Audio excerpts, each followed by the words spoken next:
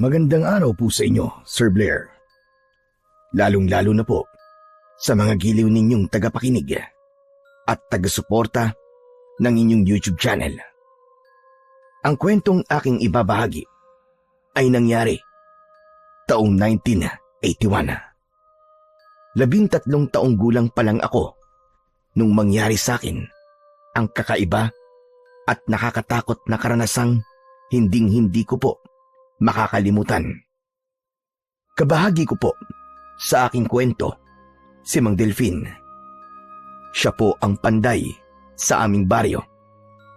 Malaki ang pasasalamat ko sa kanya dahil nalampasan ko ang panganib na hatid ng mga kampon ng kadiliman. Nangyari po ang simula ng kalbaryo ko nang matagpuan ko po ang balaraw na pag-aari ni Mang Delfin na siyang bumago sa takbo ng aking buhay. Bago ko nga po pala simulan ang aking kwento, ang pangalan at lugar na akin pong ginamit ay pawangkat ang isip ko lamang upang mapangalagaan ang kaligtasan ng baryong tunay na pinangyarihan ng aking istorya. Kilalanin niyo na lamang po ako sa pangalan na Benok. At ito ang aking kwento. Saan ka na naman mapupunta, ha, Benok? Sa bahay lang po ni Kuya Nestor, Tay. Ako, wag mo akong pinaglololoko, ha? Nung isang araw na galing dito si Nestor, hinahanap ka. Ang paalam mo rin sa akin, pupunta ka sa bahay ni Nestor. Umamin ka na nga. Saan ka ba talaga nagpupunta, ha? Tay, sa bahay po talaga ni Kuya Nestor ako pupunta. Saan po ba ako pupunta ng ganitong oras ng umaga? Si Kuya Nestor lang naman po ang kaibigan ko. Umayos kang bata ka, ha? Wag na wag kong mababalitaan na pumupunta ka sa bahay ng panday na yon. Dahil kapag nalaman ko, ay nako, sinasabi ko talaga sa'yo. Dila mo lang ang walang latay. Naiintindihan mo ba? Tay naman bakit po ba ang init ng dugo niyo kay Mang Delfin? Wala naman po siyang ginagawang masama sa inyo, ha? Huwag mo mabanggit-banggit ang pangalan ng taong yun, ha? Naririnig ko palang ang pangalan niya. Kumukulo na ang dugo ko. Sus, baka naman po naging karibal niyo lang po si Mang Delfin sa puso ni nanay. Kaya po kayo nagkakaganyan. Ba't ang batang ito? Gusto mo ba talagang tamaan, ha? Kasi naman po hindi ko po alam kung bakit po kumukulo ang dugo niyo kay Mang Delfin. Wala naman pong ginagawang masama sa inyo yung tao Ay nako, makaalis na nga. Hoy, teka. Ang mga biling ko, ha? Kapag nahuli kita nakikipag-usap sa panday na yon, humanda ka talaga sa akin, bata ka. Oo na po, aalis na po ako. Hala, sige na. Bumalik ka kagad, ha? Mabilis kong tinahak ang daan papunta sa bahay ni Kuya Nestor. Tumutulong ako sa kanya sa pagtitinda ng mga karne na kinatay naman ng matadero niyang lolo na si Lolo Estong. Ngunit dahilan ko lang yon. Ang totoo ay pupunta talaga ako sa bahay ni Mang Delfin. Siya talaga ang nagbibigay sa akin ng pera na akala naman ni tatay ay galing sa paglalako namin ni Kuya Nestor ng karne. Ngunit habang naglalakad ako, nakasalubong ko si Kuya Nestor. Edad 25 taong gulang na siya. Binata at masipag. May dala siyang 2 timba na may laman na karne ng baboy. Oh, ang aga mo yata, Beno ka. Alam mo naman di ba, Kuya, kung saan talaga ako pupunta? Pambihira ka naman, Muntik na akong mahuli ni tatay sa pagpunta mo sa bahay noong nakaraang araw. Teka, bakit yata sa tono ng pananalita mo sinisisi mo ako? Hinanap lang naman kita noong nakaraang araw dahil pinapapunta ka ni Lolo Estong sa bahay. Yun na nga ang dahilan, Kuya. Kaya muntik na akong mahuli ni tatay. Kasi yung sinabi ko sa kanya, sa bahay niyo ako pupunta. Tapos bigla kang susulpot sa bahay namin. Hahanapin mo lang pala ako. Ay nako, hindi ko nakasalanan yun Ang hirap kasi sa'yo. Nagsisinungaling ka. Kaya yan, palagi ka na lang nag-aalala na baka mahuli ka ng tatay mo. Ewan ko sa'yo, bakit ba kasi hindi mo nalang aminin sa tatay mo nang hindi ka napatago na pumupunta sa bahay ni Mang Delpin? Ang labo naman yan, Kuya Nestor. Paano ko naman aaminin kay tatay ang mga pinagagawa mo? Sige nga. Marinig pa lang niya ang pangalan ni Mang Delpin. Kumukulo na raw ang dugo niya dahil sa galit. Ay siya nga pala, kuya. Maiba tayo ng usapan. Kapag nagkita kayo ni tatay, sabihin mo na lang, nasa bahay niyo ako, Ay nako, pambihira ka naman Ako na naman ang ginamit mong dahilan. Pinagsisinungaling mo ako dahil sa mga kalokohan mo. Itigil mo na to huli na to. Hindi na ako papayag sa susunod. Dahil kapag may nangyaring masama sa'yo, ako ang malalagot Naintindihan mo ba? Oo, kuya. Pasensya ka na. Hala, sige na. Kailangan ko nang umalis. Kailangan ko pandalhin to sa palengke. Sige, kuya. Salamat. Ingat ka. Abot tenga ang aking ngiti nang pumayag si Kuya Nestor. Hinatid ko muna siya ng tanaw bago ko nagpasyang maglakad. Pangarap ko talagang matuto sa pagpapanday ng iba't ibang klaseng patalim at sandata. Kaya kahit patago ay gumagawa ako ng paraan para makapunta sa pandayan ni Mang Delphin. Bukod pa ron, iba ang saya na nararamdaman ko sa tuwing pinapanood ko si Mang Delphin sa kanyang ginagawa. Maya-maya pa ay tinahak ko ang daan papunta sa Kakahuyan kung saan naroon ang pandayan ni Mang Delphin. Ayos! Mukhang nagsisimula na si Mang Delphin sa kanyang pagpapanday. Naririnig ko na ang ingay ng pagpukpok niya sa bakal. Inilinga ko muna ang aking paningin sa paligid bago ako tuluyang lumapit sa pandayan ni Mang Delphin. Pagbungad ko, nadatnan ko kagad siya roon. Pawisan ang kanyang muka dahil sa singaw mula sa init ng nagbabagang bakal. May nakasampay na panyo sa kanyang batok na paminsan-minsan ay ipinupunas niya sa kanyang pawis. Nang mapansin niya ako, tumigil siya sa kanyang ginagawa. Pagkatapos ay lumapit siya sa akin.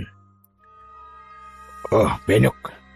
Mukhang tinanghali ka yata ngayon Pasensya na po kayo, Mang Delphin. Tumakas pa po kasi ako kay tatay Hindi mo dapat tinatakasan si Karding. Hindi ka rin dapat nagsisinungaling sa kanya. Alam mo, Benok, baka yan pa maging dahilan ng ikakapahamak mo. Teka, bakit ka nga pala narito? Mang Delphin, gusto ko po talagang tumulong sa inyo Gusto ko pong matuto kung paano po magpanday.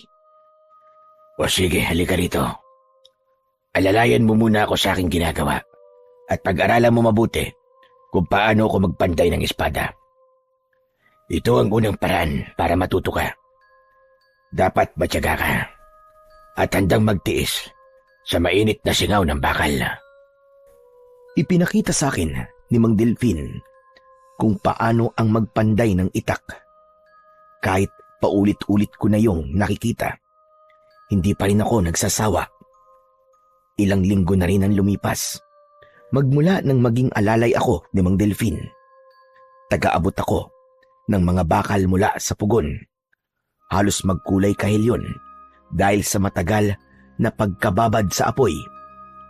Kapag nailagay na yon sa sangkalan na bakal, sa kanya ihuhulma yon at wala nang tigil sa pagpukpok gamit ang maso hanggang sa mabuo na ang hugis ng itak. O sige, Benok, ikaw naman. Subukan mo magpanday. Talaga po? Ako naman po magpapanday. Tuturuan niyo po ako. Ano pa ba sa tingin mo ginagawa ko? Hindi ba't tinuturuan na kita? Sige po. Maraming salamat po, Mang Delphin. Hala, sige na. Gawin mo na. Maigpit dapat ang pagkakahawak mo sa pang-ipit ng bakal para hindi tumalsik. Pagkatapos, madiin naman ang pagpukpok mo sa bakal gamit itong maso. Kailangan din ng malakas na puwersa. Sa una, sigurado magpapaltos ang palad mo dyan. Kaya dapat, kaya mong labanan ng sakit. Handa po talaga ako matuto, Mang Delfin. Kahit magkanda paltos-paltos pa po ang aking kamay. O sige, simulan mo na't panonoorin kita. Kapag nakabuo ka ng itak ngayon, bibigyan kita ng gantimpala. Ayos ba yun? Ayos na ayos po. Hindi mawala ang ngiti sa akin labi dahil sa mga sinabing yon ni Mang Delfin. Lalo na nang hawakan ko na ang maso. Maraming beses na tumatalsik talaga ang bakal at tinatamaan ako sa binti. Ngunit hindi ko yun iniinda dahil alam ko pinapanood ako ni Mang Delfin. Kaya naman, hindi ko na malaya ng oras. Halos hindi ako makapaniwalang makakagawa kagad ako ng itak. Lumapit sa akin si Mang Delfin at tinignan niya ang talim ng itak. Aba, mahusay ang pagkakagawa mo nito. Kahit may konting uka sa talim, masasabi kong madali ka natuto sa pagpapanday. Konting pagpapakinis pa ng talim nito, pwede na itong may benta. Talaga po, Mang Delfin? Oo, Benok. Walang halong biro. Alam mo ba, doon nagsisimula pa lamang ako sa pagpapanday, abay hindi ganito kaganda ang nagawa ko. Ilang buwan pa lumipas bago pa ako natuto sa pagpapanday. Napakasaya ko po, Mang Delfin. Hindi ko po akalain na magagawa ko po ng maayos ang itak. Basta't ipagpatuloy mo lamang ang pag-aaral sa pagpapanday. Baka dumating ang araw, mas mahusay ka pa sa akin. O bueno, Benok, nagawa mo naman na maayos ang paggawa ng itak. Eto, tanggapin mo ang bayad ko. Naku, wag na po, Mang Delfin. Sapat na po yung pinuri niyo po ang gawa ko. Hindi ba't pumayag ka naman kanina? Nabibigyan kita ng gantimpala. Kaya huwag ka nang mahiya.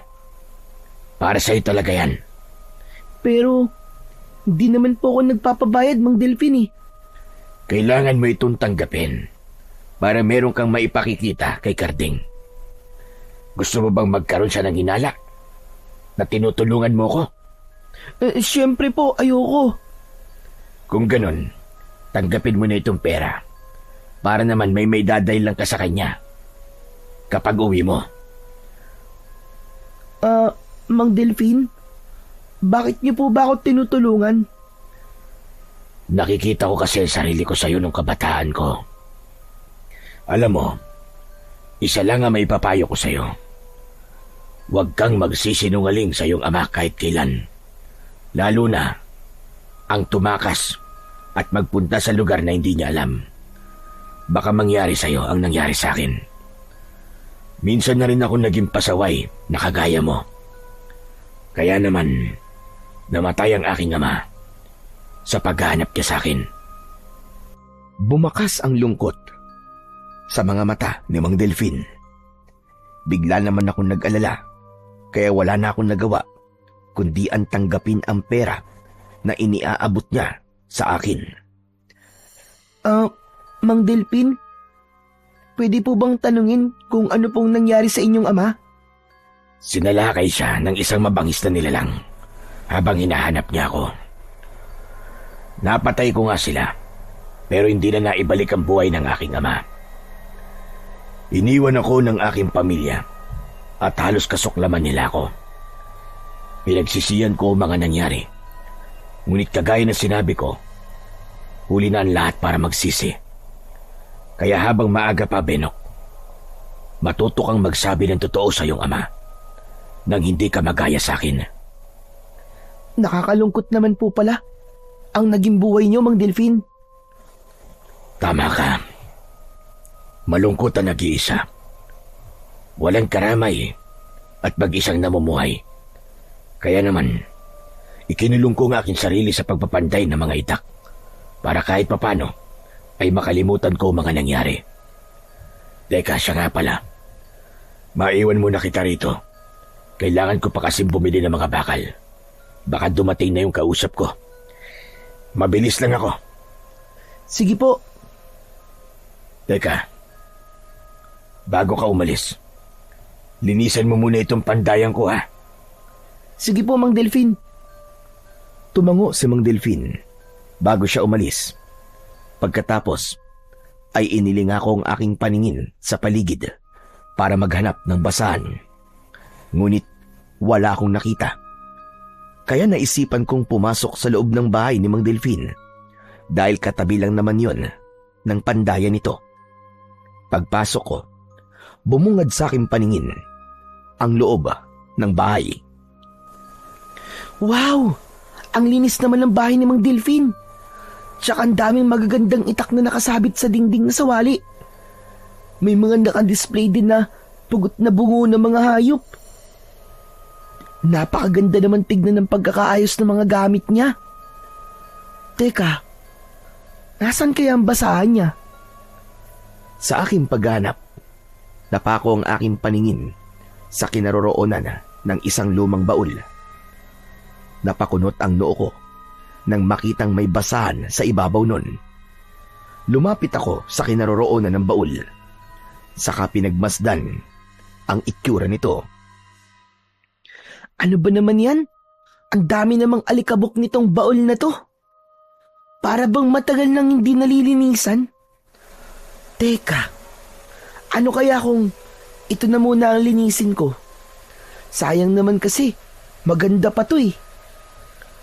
Kinuha ko ang basahan sa ibabaw ng baul. Inihipan ko yun, saka pinispisan ng aking kamay. Pagkatapos, ay sinimulan ko ng punasan ang baul. Binuksan ko yun para malinisan din ang mga gamit na nakatago roon. Ngunit natigilan ako nang makita ang laman ng baul. Walang ibang nakalagay sa loob, kundi ang isang pulang tela na nakabalot sa parang itak. Kinuha ko yun at tinanggal ang balot nun. Teka, kung di ako nagkakamali, balaraw to ah. Ang ganda naman nito. Ngayon lang ako nakakita ng ganitong klaseng sandata. Ang ganda rin ng disenyo na nakaukit sa hawakan. Sinipat-sipat ko sa ere ang balaraw. Ngunit nagulat ako nang bigla kong maramdaman ang malakuryenteng gumapang sa aking kamay. Nabitiwan ko ang balaraw at napaupo ako sa sahig. Sakto naman ang pagpasok ni Mang Delfin. Nanlaki ang kanyang mga mata nang tumingin siya sa akin. Agad akong napatayo. Nag-alala ako dahil pinakialaman ko ang kanyang gamit. Mang Delfin, patawarin niyo po ako at pinakialaman ko po ang gamit niyo. Anong ginawa mo? Naganap lang po ako ng basahan na ipanlilinis ko po sana sa pandayan. Pero nakita ko po itong baul eh. Marumi na po kaya nilinisan ko. Hindi ko po sinasadya na hawakan po ang balaraw niyo. Pasensya na po talaga, Mang Delfin. Hindi na po mauulit. Hindi niya ako sinagot.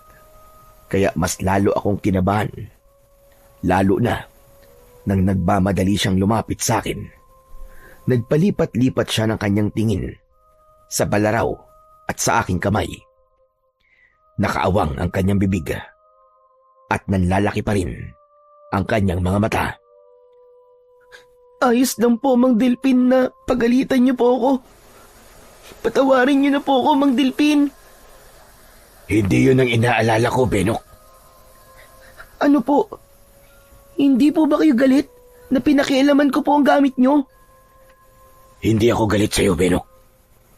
Hindi lang talaga ako makapaniwala kung paano mong nabuhat ang aking balaraw. Magaan naman po ang balaraw at saka maikli lang po.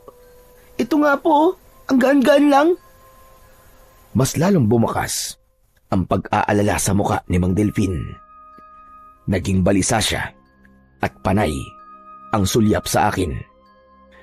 Benok, kakaiba sa lahat at sa datang yan.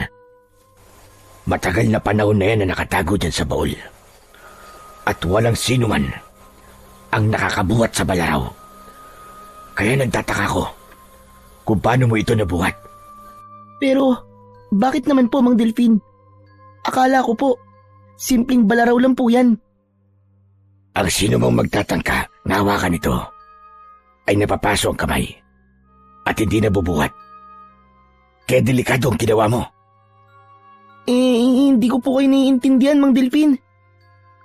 Yumuko si Mang Delfin at hinawakan niya ako sa tigkabilaan kong balikat. Makinig kang mabuti sa akin, Benok. Ang balaraw na yan ay gawa pa sa bumagsak na bulalakaw. Matagal na panahon na lumipas nang magamit yan ng isang panday laban sa masasamang elemento. At ang pagkakabuhat mo sa sandatang yan ay nangangahulugan ng muling pag-asik ng lagim ng mga aswang. Ano po, Mang Delfin? Aswang po. Siya nga, Benok. Mga aswang. Kung nabuhat mo ang balaraw nang hindi ka napapasok, nangangahulugan na ikaw ang tagapagmana nito. Pero, paano naman po yun nangyari? Isa lamang po akong ordinaryong bata. Dati ako mandirigmang kumakalaban sa mga aswang, Benok. Ang mga nangyari sa'yo ngayon ay palatandaan ng isang bagong tagapagmana ng balaraw laban sa kampon ng kadiliman.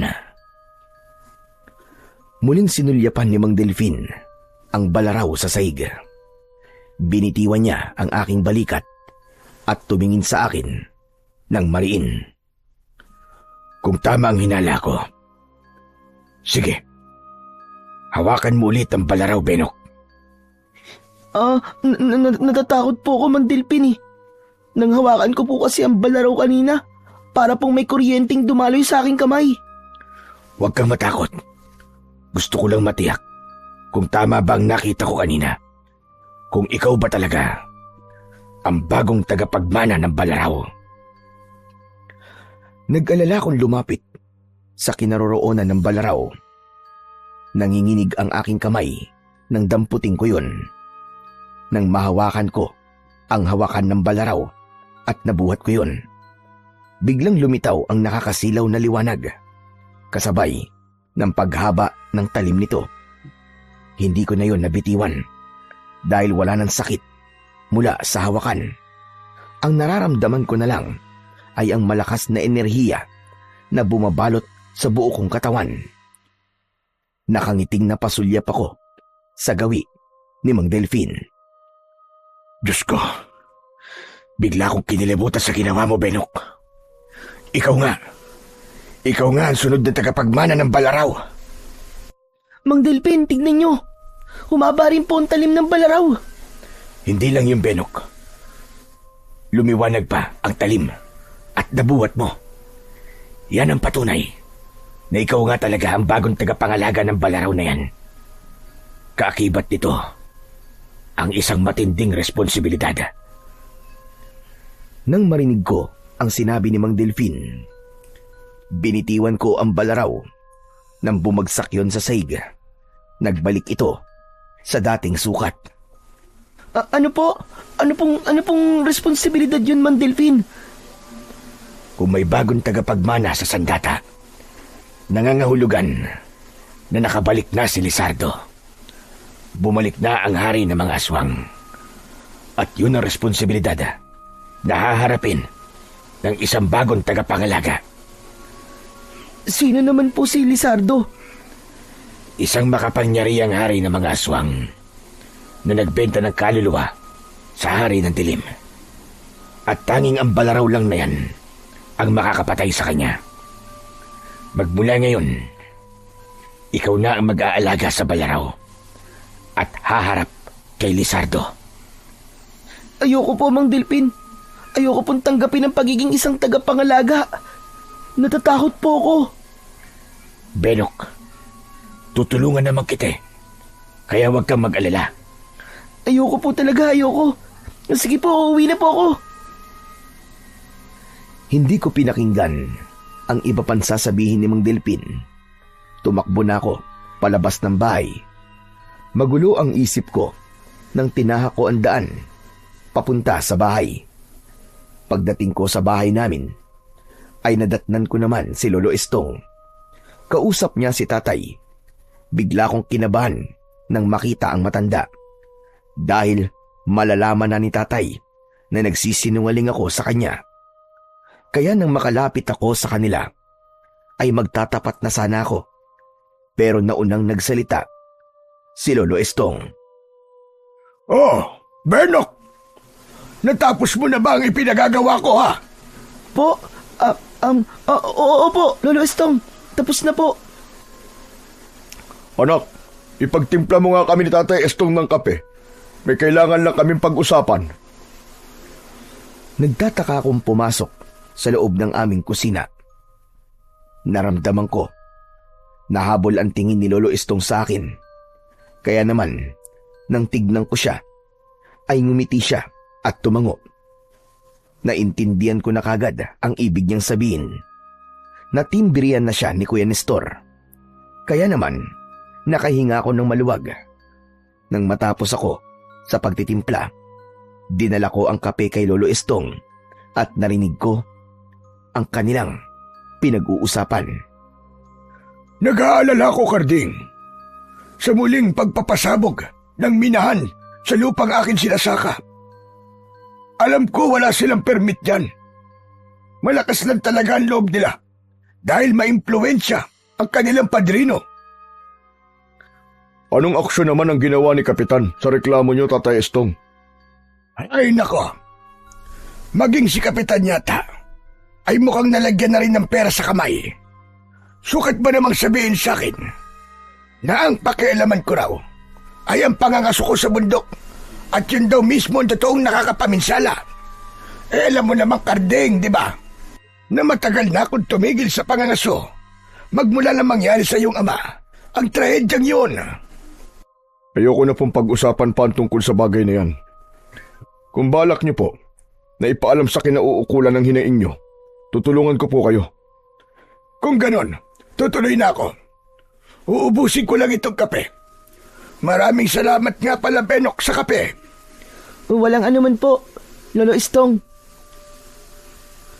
Pagkaubos ni Lolo Estong ng kanyang kape, ay biglang umalingaw-ngaw sa bundok ang sunod-sunod na putok ng dinamita. Natigilan si Lolo Estong at nag-aalala na napatingin sa gawi ni tatay. Talagang hindi sila tumitigil sa pagsira sa ating kalikasan.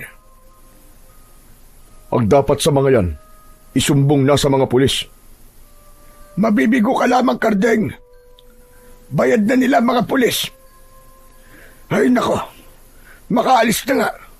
At baka si Nestor makiusyoso na naman sa pagmimina.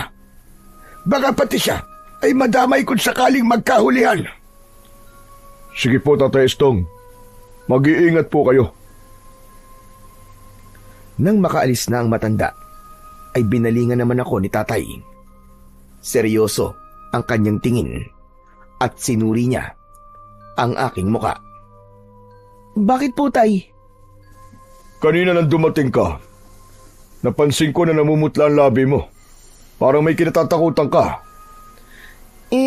Tumakbo po kasi ako, tay. Nag-alala po ako kasi baka mapagalitan niyo po ako kapag hindi po kagad ako nakabalik. Ito nga po pala ang kinita ko kanina, tay, habang kasama ko po si Kuya Nestor. Aba, malaki-laki ang pera mo ngayon, ha? Akala ko ba konti lang ang kinatay na baboy ni Tatay Estong? Nag-extra po kasi akong magbuhat ng mga isda sa iba pong nagtitinda. Tamang-tama ito, anak. Paubos na ang nabili kong bigas nung isang araw. Tay, ano pong sadya sa inyo ni Lolo Estong? Seryoso po kasi ang pinag-uusapan nyo. Yun ba? Nag-aalala si Tatay Estong na baka masira nila ang lumang sementeryo. Doon kasi nag-ooperate ang mga minero Matagal ng problema yun. Pero hanggang ngayon, hindi pa rin sila napipigilan ng gobyerno. Bakit po kaya sa dinabi namin ng pagmiminahan ay sa lumang sementeryo pa po? Kawawa naman po mga nakalibing doon. Sinabi mo pa. Hala, sige na, pumasok ka na sa loob ng bahay. At ako naman ay magtutungo muna sa palengke para bumili na may ulam natin. Huwag ka nang aalis ng bahay, ha? At walang tao rito. Opo, Tay. Masigla na umalis ang aking ama, papunta sa palengke. Naiwan akong mariin na pinakikinggan ang ingay ng pagpapasabog ng lupa sa bundok. Akma sanang papasok ako sa loob ng bahay nang bigla kong naramdaman ang mahigpit na kamay na kumapit sa aking braso. Nang lumingon ako, nakita ko si Kuya Nestor. Habol niya ang kanyang hininga at pawisan ang noo. Oh, Kuya, bakit? Halika, sumama ka sa akin. Samahan mo ako. Titignan natin ang mga nagmimina sa bundok. Pero Kuya, binilinan po ko ni tatay na wag umalis eh. Pambihira ka naman, oo. Ganyan ka ba magbayad ng utang na loob, ha? Alalahanin mo na kinakasabot ko pa si Lolo para sa'yo. Kaya halika na. Natatakot lang kasi akong mag-isa eh. Ano ba kasi ang gagawin natin doon, Kuya? Ano pa? E di maghahanap ng ginto sa mga tira nila. Naku, Kuya, hindi talaga pwede. Papunta rin si Lolo Estong, hinahanap ka niya. Huwag kang mag-alala. Nakasalubong ko na si Lolo. Halika na, bilisan mo na. Habang nagpapahinga pa ang mga minero. Kuya, pag nanakaw ang gagawin natin na yun. Bakit? Nakaw rin naman ang ginagawa nila, di ba? Tara na, akulit naman ito, oh. Wala na akong nagawa nang hilahin ako ni Kuya Nestor papunta sa kinaroroonan ng minahan. Halos tumagal ng kalahating oras ang paglalakad namin bago namin narating ang kinaroroonan nun. Walang tao dahil nagpapahinga ang mga minero. Hindi binitiwan ni Kuya Nestor ang aking kamay hanggang sa pagpasok namin sa quarry. Kuya, huwag na tayong tumuloy. Natatakot ako eh. Sige, ganito na lang. Ako na lang ang papasok sa loob. May iwan ka naman rito sa labas. Ikaw ang titingin kapag may taong paparating. Kapag may nakita kang minero, gumawa ka kagad ng ingay. Ayos ba yun? Oo na, sige na. Bilisan mo na lang, Kuya. Baka malagot ako kay tatay eh. Huwag kang mag-alala. Akong bahala sa'yo. Mabilis na pumasok si Kuya Nestor sa loob ng minahan habang ako naman ay naiwan sa labas. Panay ang linga ko sa paligid dahil sa pag-aalala. Maya-maya pa ay nagulat ako sa galit na boses ni Lolo Estong mula sa aking likuran. Sinasabi ko na nga ba't dito kayo nagpunta? Lolo Estong, paano niyo po nalaman? Nakita ko kayong tumatakbo papunta rito. Lentik na batang yan. Ay, sinabihan ko na nga siyang huwag pumunta rito. Isinama ka pa sa kalokohan niya. Ay, nako. Tatamaan talaga siya sa akin. Napilitan lang po akong sumama sa kanya, Lolo. Alam ko, dahil may utang na loob ka sa kanya. Kaya yun ang ginamit niyang dahilan para sumama ka. Hala, sige na. Makakauwi ka na. At ako na ang bahalang pumasok sa loob ng minahan. Tatamaan talaga sa akin ang batang yan. Agad na pumasok sa loob ng minahan si Lolo Estong para sunduin si Kuya Nestor. Kaya naman, hindi na ako nagdalawang isip at agad na akong bumalik sa bahay. Mabuti na lang at nang dumating ako ay wala pa si tatay. Kaya naman nakahinga ako ng maluwag at nangihina na napaupo sa sahig ng balkonahe. Maya-maya pa ay biglang dumating si tatay. May dala siyang gulay at prutas. Anak! Oh, eto na ako. Linisan mo mga gulay at magluluto na ako, ha? Sige po, tay. Ay, tay. Bakit nga pala po kayo natagalan? Mangyaring dumaan pa kasi ako sa barangay hall kay Kapitan. Ipagbibigay alam ko sana ang pagpapasabog ng dinamita sa kabundukan. Abay nadatnan ko, nakausap niya ang mga minero at kitang-kita ko na inaabot ng pinanser nila ang sobre kay Kapitan. Talagang makapal ang muka at sinusuhulan pa ako ng pera. Sukat ba naman na sabihin sa akin na wala raw ako nakita? Ano ako, bulag? Ay nako, nakakadismaya talaga. Matagal na po yata na ganun ang ginagawa ni Kapitan, tay. Nangangahulugan po na may impluwensyang tao po talaga ang nagpapa-operate sa minahan. Nag-aalala ko na baka isang araw meron silang masira na isang bagay na matagal nang nakatago sa lumang sementeryo. Tay, ano po bang ibig niyong sabihin? Basta anak, sige na. At kailangan ko na rin magpahinga. Napagod ako sa matagal na paglalakad kanina. Sumakit ang mga binti ko. Halata naman na umiiwas si tatay na pag-usapan ang tungkol sa lumang sementeryo. Kaya ng gabing yon ay hindi kagad ako dinalaw ng antok. Kinabukasan, muli akong bumalik sa pandayan ni Mang Delpin. Nagulat siya nang makita niya ako ron. Anong ginagawa mo rito? Pasensya na po, Mang Delpin. Sa inasal ko po kahapon. Wala yun. Hindi naman kita pipilitin kung ayaw mo. Mang Delpin, pwede pa rin po ba akong tumulong sa inyo rito? Aba, oo naman. Tamang-tama lang ang pagpunta mo rito. Marami akong ipapagawa sa'yo. Magbubuhat tayo ng mga bakal para malinisan ko ng maayos ang aking pandayan. Sige po, Mang Delpin. Saan po tayo magsisimula? Itong mga itak, isalansan mo ng maayos. Pagtabi-tabihin mo ang magkakasukat. Saka mo linisin at hasain ang talim. Pagkatapos, ito namang maso ay dalhin mo sa labas ng bahay. Kailangan ko kasing ayusin ang palakol na gagamitin kong pansibak ng mga panggatong. Kahit nagtataka ko sa dami ng iniutos ni Mang Delpin sa akin, ay tuloy pa rin ako sa pagtulong sa kanya.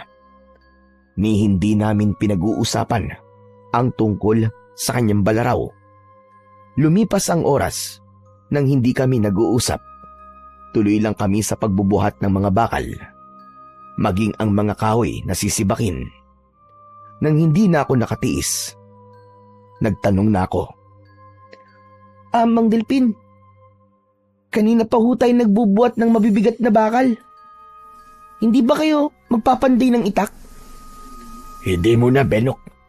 Gusto ko malinis ang pandayan ko para maginawa ang pagkilos ko sa loob. Bakit, Benok? Pagod ka na ba? Hindi naman po. Nagtataka lang po ako. Ala, sige na. Damputin mo na mga kahoy na sinibak ko. Magpalipas oras muna tayo, pampawala ng pagod. Marunong ka bang gumamit ng arnis? Arnis? Hindi po eh. Sige, isipin mo na lang na arnis ang hawak mong kahoy. Sige nga, atakihin mo nga ako ng palo. Kapag natalo mo ko, tuturuan ulit kita sa pagpapanday ng itak. O ano, ayos ba yun sa'yo? Sige po, ayos na ayos po yun sa akin. Nagsimula ang aming paglalaban, pero madalas niya akong tinatamaan ng kahoy sa puwet. Kaya napapaigtad ako dahil sa sakit. Nang mga sandaling yon, wala akong kaalam-alam na tinuturuan na pala ko ni Mang Delpin kung paanong makipaglaban. At dahil natutuwa ako sa ginagawa namin, nakipagsabayan ako sa kanya kahit hindi ako makatama. O ano, paano ba yan? Natalo kita. Kaya magbubuhat ka na ulit ng mga sinibak na kahoy at ng bakal. Ang daya naman. Akala ko pa naman matuturuan niyo na ako sa pagpapanday. Kaya sa susunod, Benok, galingan mo na para maturuan na kita. Iiling-iling na binuhat ko isa-isa ang mga sinibak niyang gatong. Nang matapos ako sa aking ginagawa, ay umuwi na kagad ako sa aming bahay. Halos tumagal ng 2 linggo ang pagpunta-punta ko sa pandayan. Tinuturuan naman niya ako sa pagpapanday, pero mas lamang ang pagbubuhat. Hanggang isang araw ay kinausap na ako ni Mang Delpin. Pasensya ka na, Benok. Kung hindi ko ipinagtapat sa'yo ang buong katotohanan. Ano pong katotohanan, Mang Delpin? Matagal na kitang sinasanay ng palim. Alam mo ba na ang pagbubuhat mo sa mabibigat na bagay ay sinusukat nito ang iyong lakas. Pati na ang paggamit mo ng kahoy sa tuwing nagdidwelo tayo ay isang paraan kung paano humawak ng balaraw. Sa nakikita ko, malaki na ang iginaling mo. Teka, Akala ko po ba hindi niyo po ako pipilitin. Bilang bagong tagapagmana, tungkulin mong harapin kung ano ang nakatakda para sa'yo. Hindi mo yung pwedeng baliwalain at iwasan. Kailangan mo tong harapin, Benok. Pero ang gusto ko lang naman po ay maging tagagawa ng sandata. Wala po akong alam pagdating po sa pakikipaglaban. Kaya nga tinuturuan kita, hindi ba? Kailangan mo magsanay upang maharap mo ang mga kalaban. Magtiwala ka sa akin, Benok. Hindi ka mapapahamak. Bakit niyo po ba ito ginagawa, Mang Delphin? Dahil nanganganib ang buhay mo. Papatayin nila ang bagong tagapagmana. At mararamdaman nila yon kapag nakaharap ka nila. Kaya sa ayaw at sa gusto mo, tatanggapin mo ang tungkulin na nakaatang sa balikat mo. Pero subok ko ng kakayahan ng Balaraw, Benok. Dahil ako mismong gumamit nito. Inubos ko ang mga aswang. Napatay ko ang hari nila. At tumanggap ako ng papuri dahil doon. Itinuring nila ako na isang bayani. ang ibig niyo po bang sabihin? Sikat po kayo nun? Oo. Sikat ako, mandirigma. Ang astig naman nun, Mang Delphin. Parang gusto ko na rin po maging kagaya niyo Magiging kagaya kita kung tatanggapin mo ang iniaalok ko sa'yo. Hindi mo maaaring tanggihan ang misyon na nakaatang sa balikat mo, Benok. O ano? Handa ka na ba sa pagsisimula ng tunay nating pagsasanay? Sige po, Mang Delphin. Handa na po ako matuto sa inyo. Ang inaalala ko lang naman po ay si tatay. Medyo nakakalata na po siya. Lalo na po at matagal ko na rin pong hindi nakikita si Kuya Nestor. Siya po kasi ang kakampi ko kapag tumatakas po ako papunta rito . Ang Nestor ba na kaibigan mo ay madalas na pumupunta rito para sunduin ka? Opo. Magmula po nang iwan ko siya sa minahan, hindi na po kami nagkita. Baka masama nga po ang loob niya sa akin dahil sa pangiiwan ko po sa kanya. Nahuli po kasi kami ni Lolo Estong.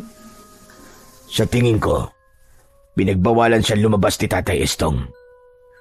Huwag mo na siyang alalahanin. Ang inaalala ko ay ang galit ng tatay mo.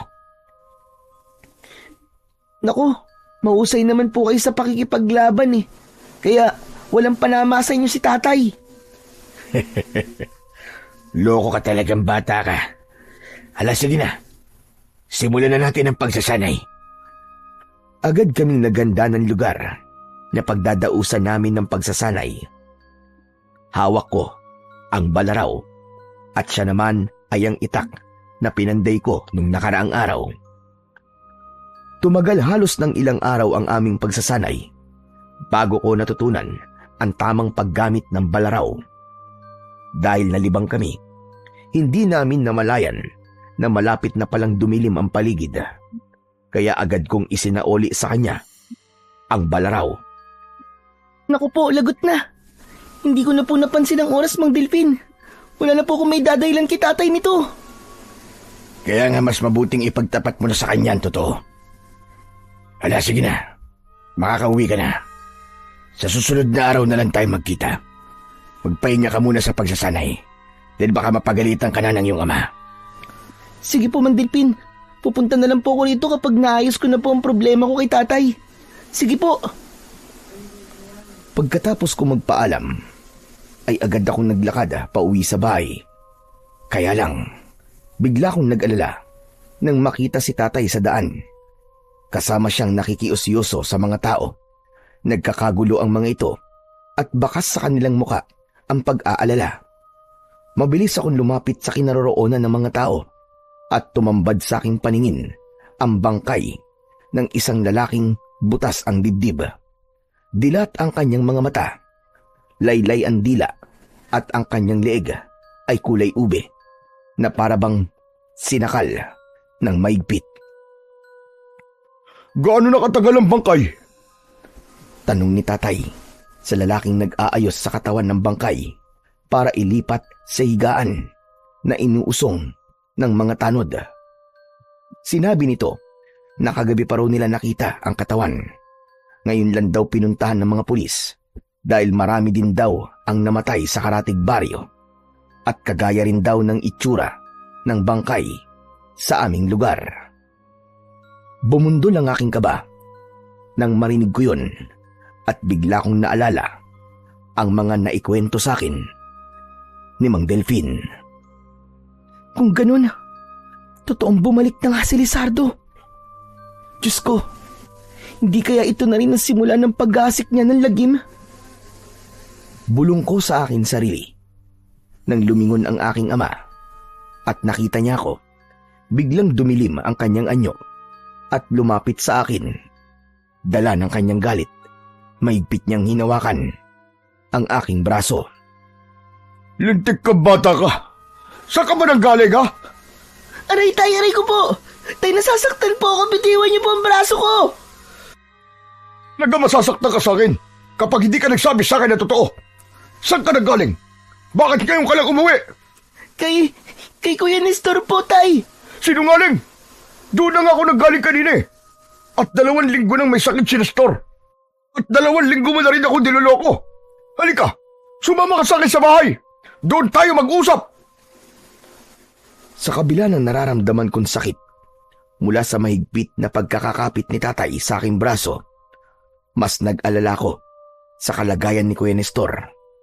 Kaya pala hindi ko na siya nakikita dahil may sakit siya.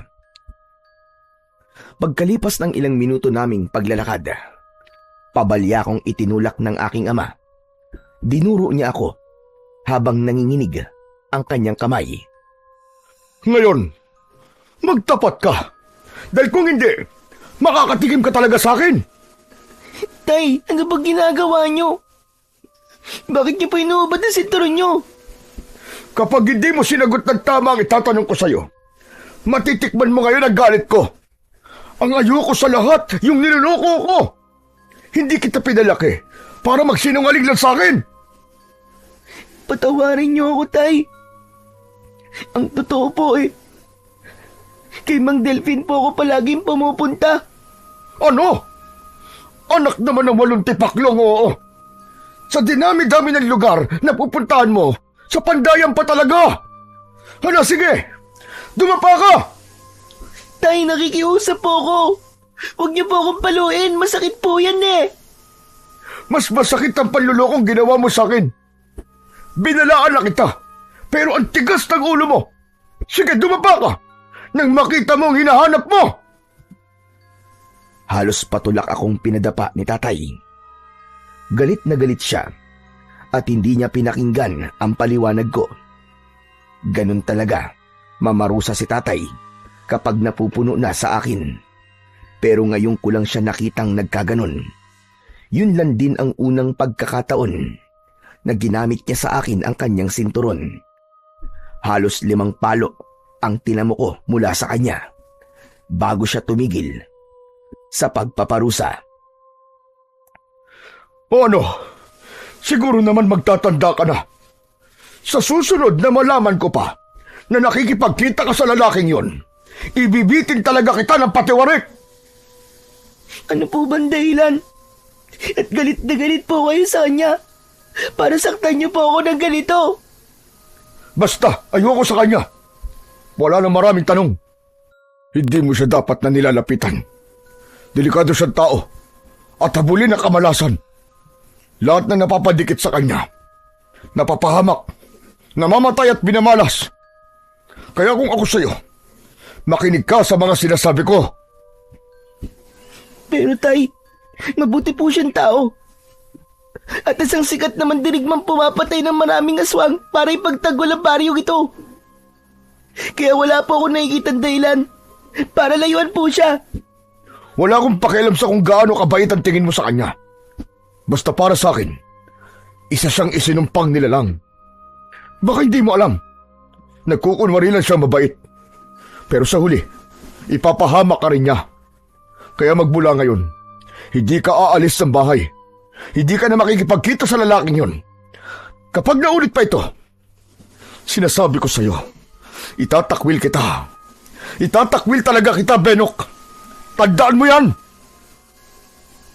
Bakit niyo po ba ako pinagbabawalan lumabas ng bahay? Nakita mo naman siguro kanina. Marami na natatagpo ang patay sa kakahuyan. Kaya makinig ka sa akin. Kung ayaw mo masaktan. Pasigok-sigok akong umiyak nang iwan ako ni tatay sa loob ng aking silid. Ikinulong niya ako at mas lalong napuno ng katanungan ang isip ko. Napatingin ako sa nakabukas na bintana. Kaya nalaman ko na gabi na ng mga oras na yon. Yakap ko ang dalawa kong tuhod habang nakatingin ako sa labas. Maya-maya pa ay bigla kong naalala si Kuya Nestor. Kumusta na kaya si Kuya Nestor? Kailangan ko siyang makita. Tumayo ako at sumulyap sa nakasaradong pintuan. Maingat akong lumapit sa bintana. Pagkatapos ay nagpalinga-linga sa paligid ng bahay. Tamang-tama. Maliwanag ang sikat ng buwan. Kita ang daan papunta sa bahay ni na Kuya Nestor. Tsaka hindi rin ako hanapin ni tatay dahil ang alam niya, narito lang ako sa loob ng aking kwarto. Likas talaga sa akin ang pagiging matigas ang ulo. Kaya nang gabing yon, tumakas ako. Sa bintana ako dumaan. Maingat akong tumakbo papunta sa kakahuyan. Halos mabingi ako sa lakas ng kabog ng aking dibdib. Ngunit pagsapit ko sa gitna ng kagubatan, bigla akong nakarinig ng malakas na alulong ng asong ligaw. Kaya naman, tumigil ako sa pagtakbo. Hala, ano yun? Bakit may ganun?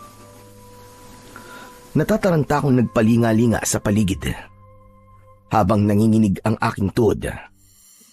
Kaya ganun na lang, kalakas ang aking sigaw nang maramdaman ko ang kamay na humawak sa aking paa.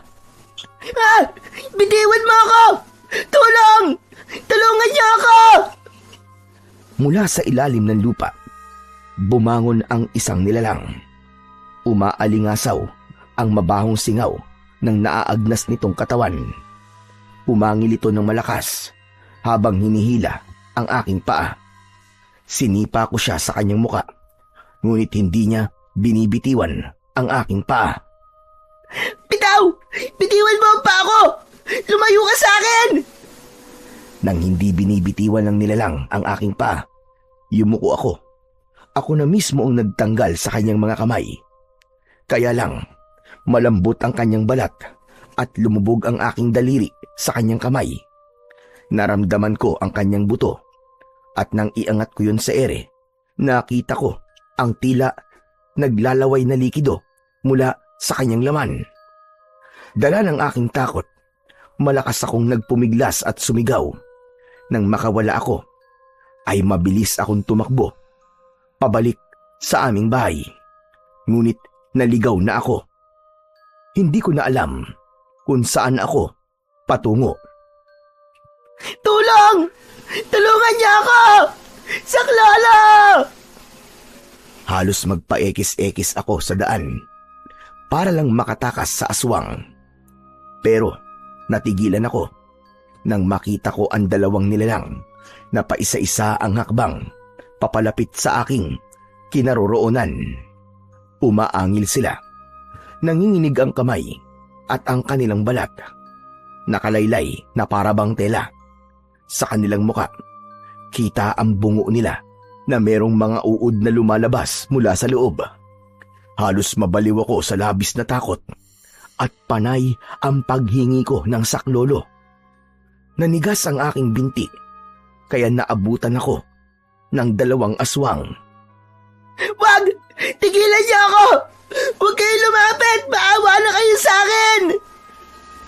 Naramdaman ko ang malamig na kamay ng dalawang aswang. Kaya naman napatakbo ako ng napakabilis. Namalayang ko na lang na tinatahak ko na ang daan papunta sa bahay ni Mang Delfin. Ngunit bigla akong natisod sa lupa nang humarang sa daan ang kamay ng aswang. Nakabaon ito sa lupa at pilit na umaahon para atakihin ako. Nang maabutan ako ng dalawang aswang na humahabol sa akin, kinalmot nila ako at tinamaan ako sa likod at dibdib. Napunit ang aking damit at dahil sa sakit, hindi kaagad ako nakabangon. Gumapang ako palayo sa kanila pero hinawakan nila ako sa tigkabilaan kong paa. Naramdaman ko ang pagkuskus ng aking katawan sa lupa kaya mas lalong tumindi ang kirot mula sa aking sugat sa dibdib. Wag! Tama na! Tama na! Saklala! Tulungan niyo ako! Nang mga sandaling yon, nagsisi ako. Kundi sana ako tumakas sa bahay namin, hindi mangyayari sa akin ito. Dahil sa aking takot, ginamit ko ang aking buong lakas na natutunan ko kay Mang Delfin. Sinipa ko sila, kaya nakabitaw sila sa pagkakahawak nila sa aking paa. Nang makabawi ako ng lakas, nilapitan ko sila at binuhat. Ibinarag ko sila sa lupa at kumuha ako ng matulis na kahoy. Yun ang ginamit kong pansaksak sa kanilang katawan. Ngunit hindi sila tinatablan. Kahit tinuhog ko sila ng kahoy, hindi pa rin sila tumitigil sa paggalaw. Nang makahanap ako ng pagkakataon, mabilis akong tumakbo papunta sa bahay ni Mang Delfin. Halos sirain ko ang dingding ng pinto sa lakas ng katok ko. Mang Delfin! Mang Delfin! Tulong! Tulungan niyo po ako, Mang Delfin! Agad na bumukas ang pintuan ng bahay ni Mang Delfin at nagulat siya nang bigla kong pumasok sa loob ng bahay niya. Teka, ano ba nangyari sa'yo? Bakit marami kang sugat sa dibdib? Hindi ko agad nasagot ang tanong na yun sa akin ni Mang Delfin. Sa halip, isinara kong mabuti ang pinto. Habol ang aking hininga habang namumutla ang aking labi. Mang Delfin! Mang Delfin! May aswang po sa ilalim ng lupa! Inahabol po nila ako! Inatake po nila ako! Halika, halika! Maupo ka muna at ihahanda ko mga gamot sa sugat mo. Habang mabilis na inihahanda ni Mang Delfin ang gamot, tuloy naman ako sa pagkikwento. Maya-maya pa ay sinimulan niya ng gamutin ang sugat ko. Pagkatapos ay nagsimula na siyang magtanong sa akin. Benok, ano ang itsura ng mga aswang? Para po silang mga patay na biglang nabuhay, Mang Delfin. Nanggaling po sila sa ilalim ng lupa. Sa gitna po ng kagubatan. Doon ko po sila nakita. Naagnas na po ang kanilang katawan at marami pong uod ng kanilang laman, Mang Delfin. Hindi na rin po sila namamatay. Hindi sila tinatabla ng kahoy na itinara ko sa kanilang katawan. Mang Delfin, ano po ba talaga ang nangyayari? Ano po mga yun? Isa yung sinyalis. Nabuhay na ulit ang hari ng mga aswang. Diyos ko, hindi na tayo magkakaroon ng katahimikan simula ngayon. Nasa panganib na ang baryong ito. Mang Delfin, natatakot po ako.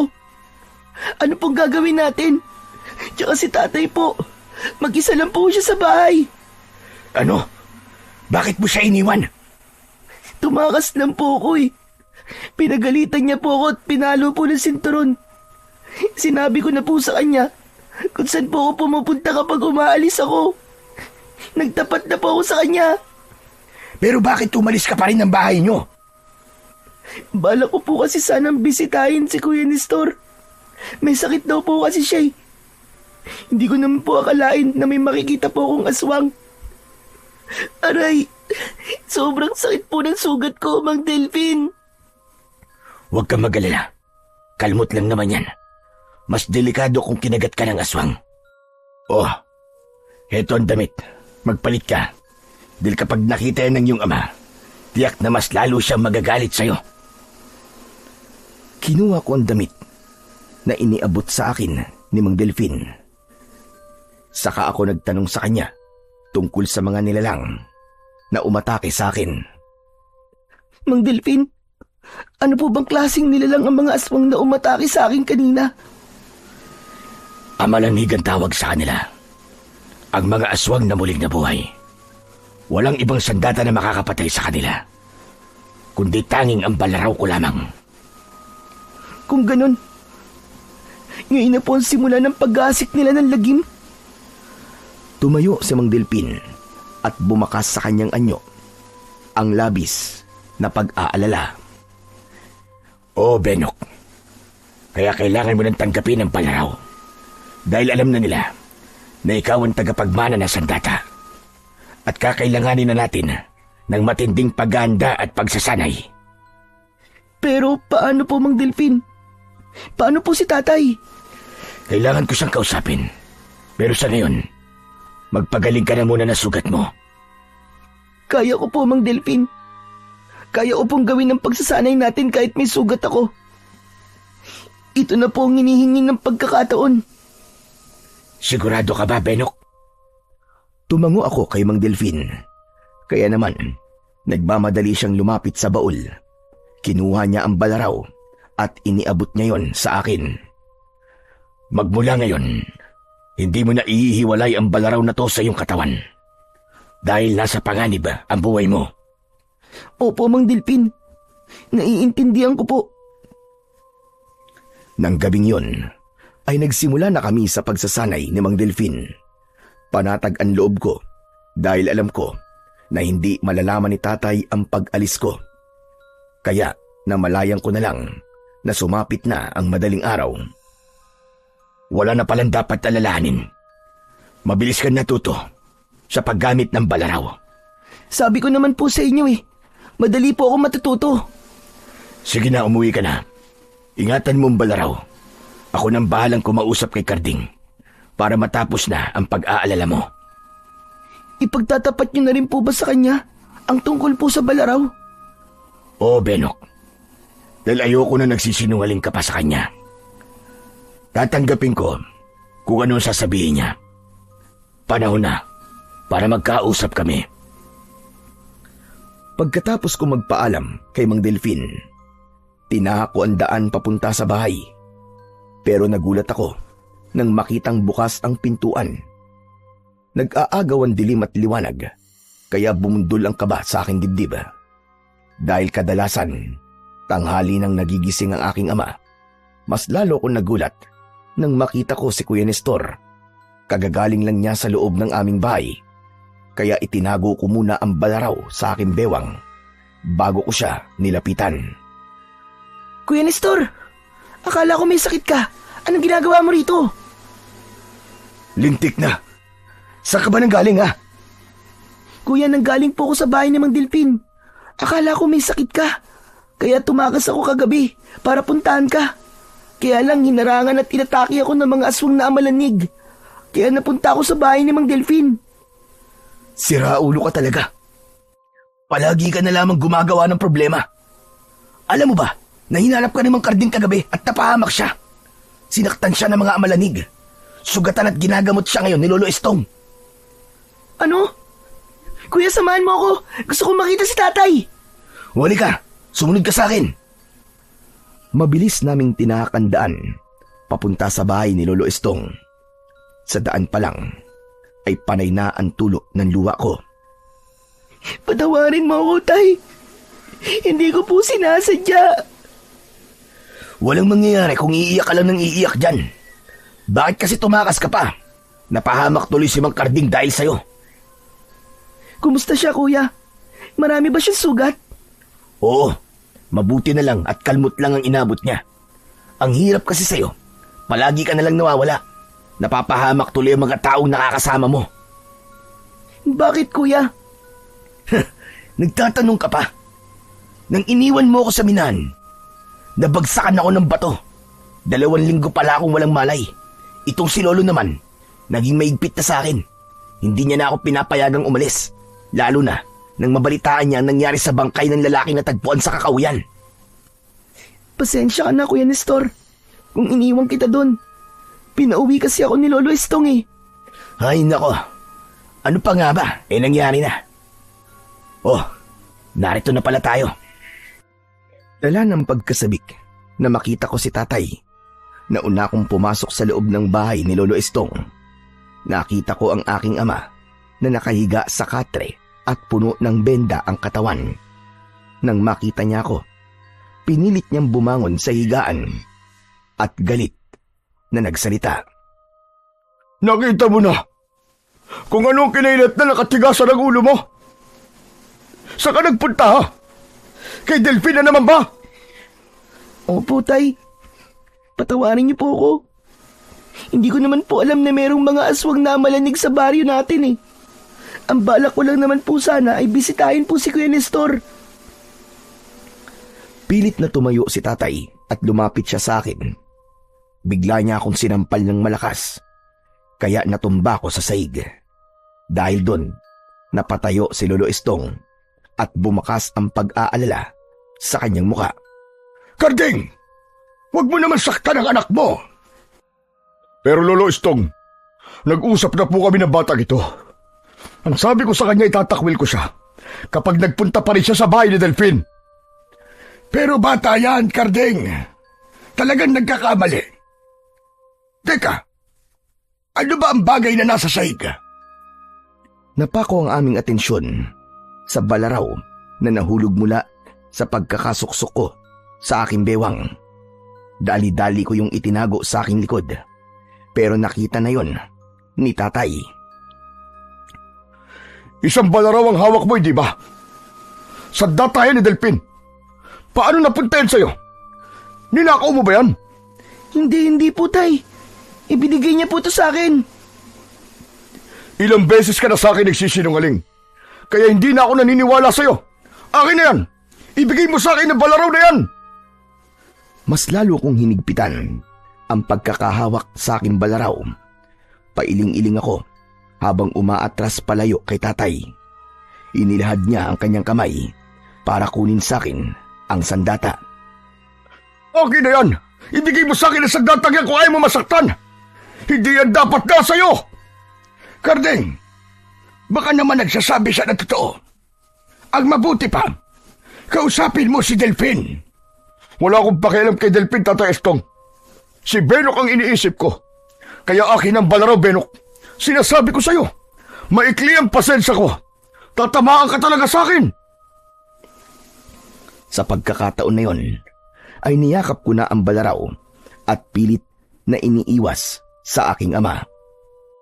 Mang Karding, ako na lang po magsasauli kay Mang Delphine. Baka kapag nagkaharap po kayo ni Mang Delphine magkagulo pa kayong dalawa. Benok, akin na yan. Sige na, ako na magsasauli kay Mang Delphine. Kuya, hindi ko po ito ninakaw. Kusang ibinigay po talaga sa akin ito ni Mang Delphine. Ang sabi niya po, ako raw po ang sunod na tagapagmana. Ano?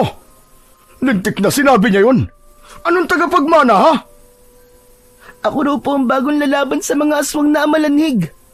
Kalokohan! Hindi ako makakapayag. Talagang inuubos ng lalaking yun ang pasensya ko. Halika, sumama ka sa akin. Papatayin ko siya sa harapan mong bata ka. Karding, ang bata nasasaktan. Ano ka ba? Talaga masasaktan to sa akin, Tata Estong. Matagal na ako nagtitimpi ng galit sa ginagawa nila dalawa sa akin eh. Naku, sandali lang. Huwag niyo naman kalagkarin si Benok. Nakakaawa naman siya. Nestor ha, huwag kang makialam dito. Baka akala mo nakalimutan ko na sa buhatan yung dalawa para lokohin ako. Diyan lang kayo. Huwag kayo susunod. Humanda talaga sa akin ang Delphine na yun. Hinabol na lamang kami ng tanaw ni na Lolo Estong at Nestor.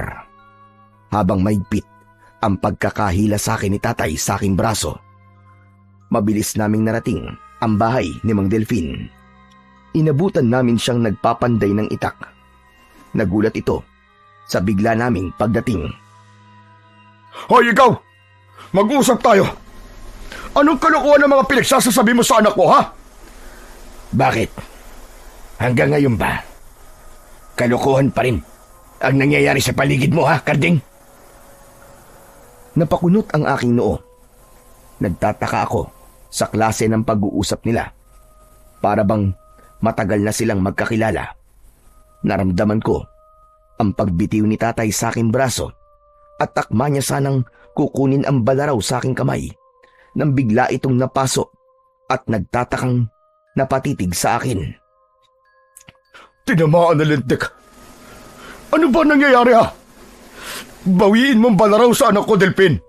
Dahil kung hindi, makikita mo ang hinahanap mo. Pasensya na, Karding. Pero siya talaga ang tagapagmana ng balaraw. Buhay na si Lizardo. Nakabalik na siya. At anumang oras, maaari siyang sumalakay sa ating baryo. At ang aking anak, ang ipangaharang mo sa kanya ha, ganun ba? Kung ayaw mong bawiin ang balaraw at mamamatay lang din naman ang aking anak, uunahin na kitang patayin, hayop ka. Matagal na akong nagtitimpi ng galit sa'yo. Nagulat ako nang damputin ni tatay ang itak sa pandayan at kagad niyang inatake ng taga si Mang Delphin. Ngunit mabilis niyang naiwasan yon. Kaya na makakuha rin ng itak si Mang Delphin, ay gumapang na ang takot sa aking buong katawan. Kitang-kita ko ang galit sa malakas na pagpalo ni tatay ng taga sa itak na hawak ni Mang Delphin. Tay! Mang Delphin, tumigil na po kayo! Ano po ba nangyayari sa inyo? Hindi nila ako pinansin. Tuloy lang sila sa pagpapalitan ng taga na hindi naman tumatama sa isa't isa dahil pareho silang magaling. Isang bagay na higit kong ipinagtaka dahil ang buong akala ko walang alam si tatay pagdating sa pakikipaglaban. Para siyang mandirigma na kasing husay ni Mang Delphin. Ngunit nang makita ko na nasugatan ni tatay sa balikat si Mang Delphin, bigla kong nag-alala.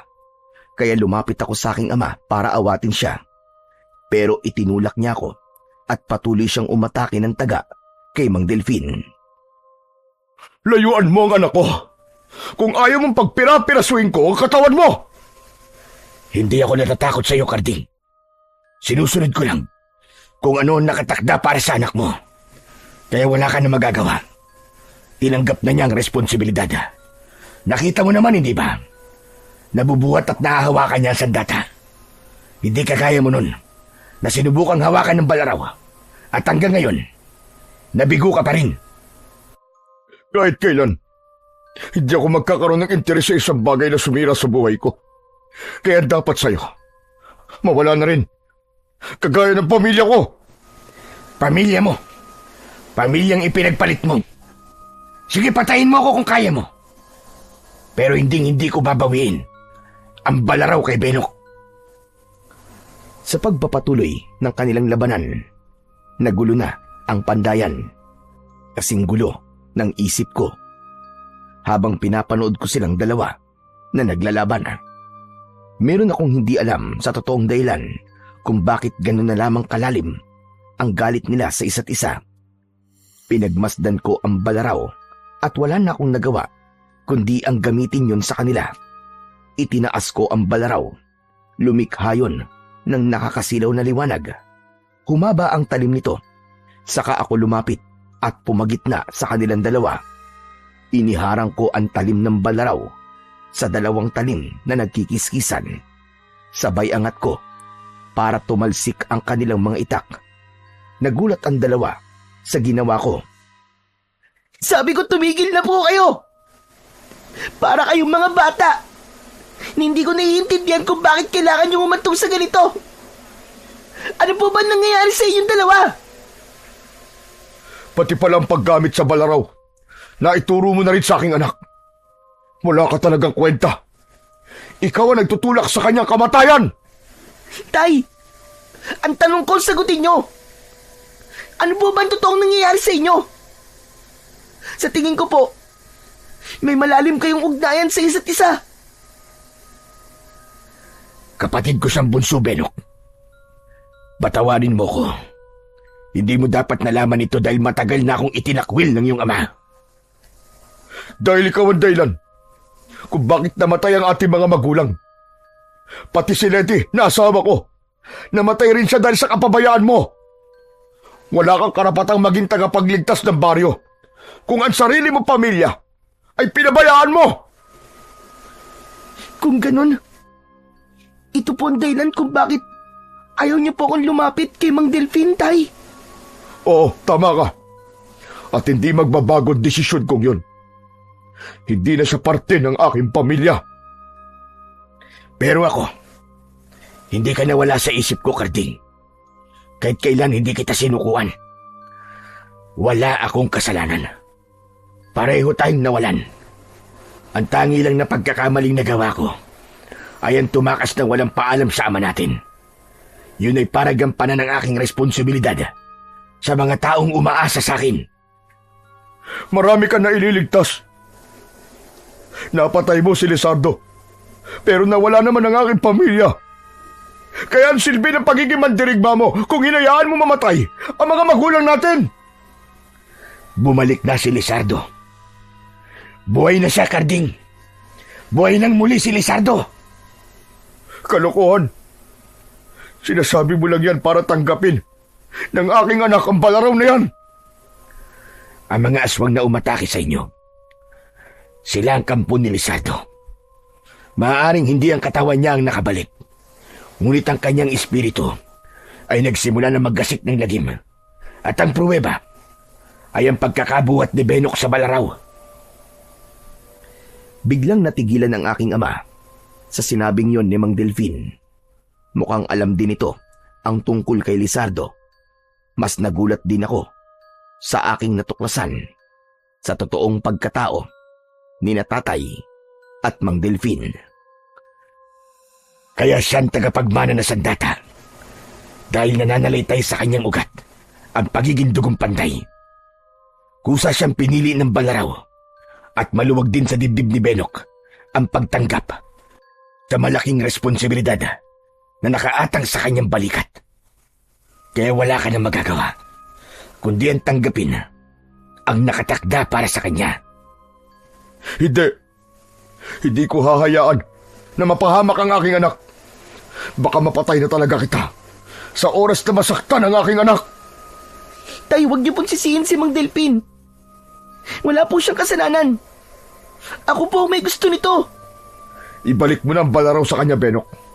Kung ayaw mong itakwil din kita, kagaya ng ginawa ko sa kanya. Tay, ayoko po. Mamili ka. Si Delfin o ako?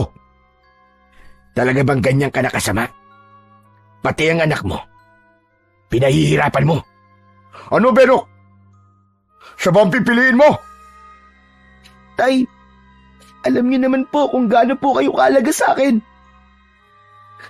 Patawarin niyo po ako, Tio Delfin. Ngunit, kailangan ko pong bitiwan ng balaraw.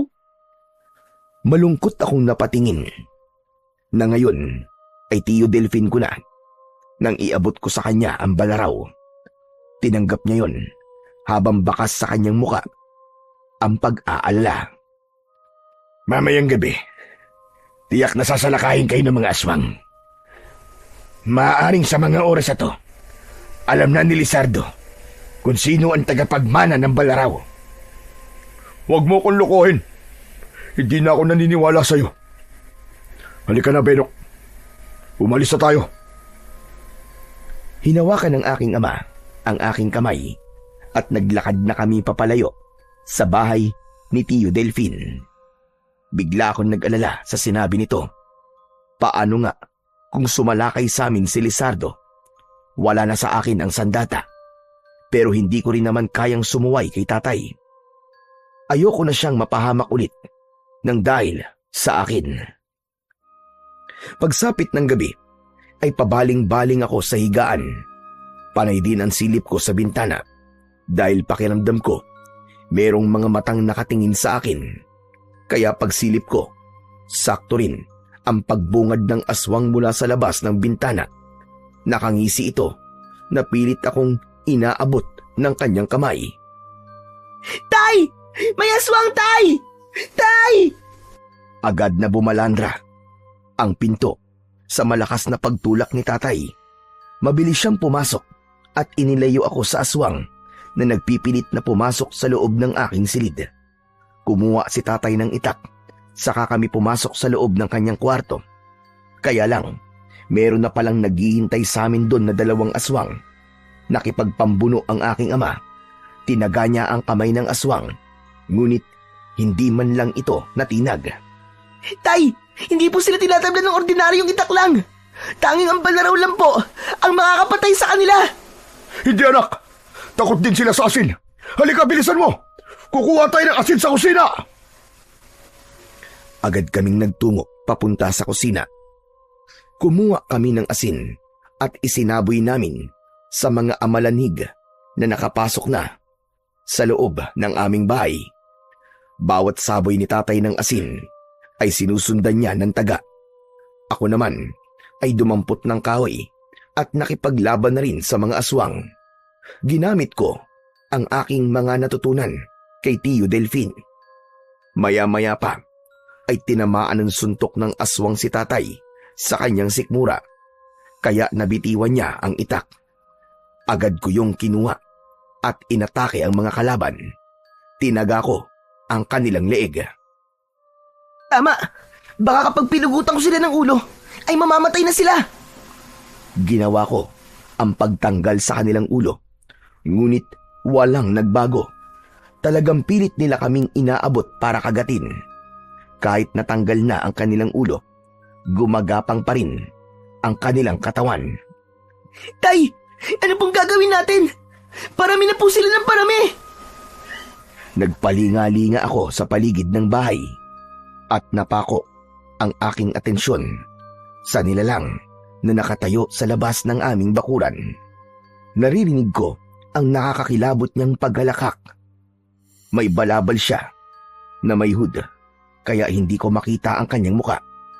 Pero napansin ko ang kulay pula niyang balat na parabang nagbibitak-bitak. May mga nakalitaw na kulay itim na ugat sa kanyang balat. Ay, tumayo po kayo! Nasa labas po si Lizardo! Ayun po! Nanghihinang tumayo si tatay at nanlaki ang kanyang mga mata nang makita ang nilalang sa labas. Sumenya si Lizardo sa mga tauhan. Ganun na lang ang panlalamig ng aming katawan nang sabay-sabay na sumugod ang mga aswang papasok sa aming bahay. May sumisira ng dingding, bintana, maging ng bubong. Hanggang sa makapasok na sila sa loob. Kanya-kanya kaming harap sa mga aswang. Minsan ay tinatamaan ako ng kalmot at suntok sa aking dibdib. Pero hindi ko yun iniinda.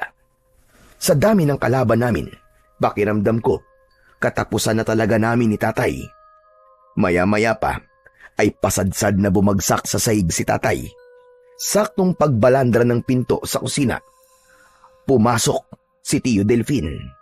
Inihagis niya sa akin ang balaraw. Benok! Saluin mo! Agad kong nasambot ang sandata.